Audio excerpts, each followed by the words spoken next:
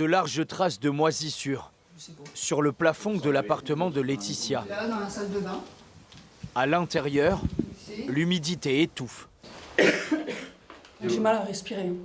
Même quand on prend la douche des enfants, c'est plus possible. Récemment, il a même fallu vider ce placard, rongé par la moisissure, dans la chambre de son fils. C'est impossible de mettre des vêtements dedans. Qu'est-ce qui vous inquiète? Qu'il est malade, quoi, qu'il n'arrive plus à respirer ou quoi que ce soit, on ne sait jamais. On est obligé d'ouvrir les fenêtres H24, été comme hiver. Laetitia espère désormais quitter ce logement. Elle a formulé une demande, il y a 2 mois, auprès du gestionnaire Maison et Cité. Selon elle, ces conditions insalubres étaient déjà connues avant l'emménagement de sa famille, il y a 3 ans. Même pas 1 an qu'on était là, ça a apparu. Je pense que ça a été masqué. Ça a été remis en peinture, et puis on a dit, oh, ils vont visiter, je pense qu'ils vont prendre, et puis c'est tout, quoi. Mais oui, je pense que ça a été remis en peinture. Dans le voisinage, beaucoup connaissent des situations comparables. Au-dessus de la fenêtre de salle de bain, le planco il craque. En cause, selon eux, une mauvaise rénovation de ces bâtiments il y a une dizaine d'années. La tôle isole trop peu, l'humidité s'infiltre partout, alors la colère des habitants se renforce à l'égard du gestionnaire Maison et Cité. On paie des loyers. À quoi ça sert les loyers? Moi je leur ai dit, on paie des loyers, on assuré, qui bouge, c'est tout. Faut arrêter qu'ils nous prennent les locataires pour des imbéciles.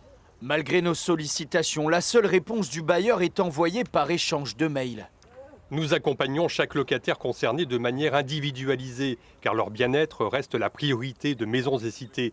Nos équipes de proximité sont pleinement mobilisées pour traiter les difficultés dans les meilleurs délais. Un problème d'insalubrité récurrent dans la cité 12-14. En 2022, déjà, plusieurs familles avaient été relogées. C'est notamment le cas d'Aurélie. Où vous habitiez du coup? Et là, à l'Alvéros.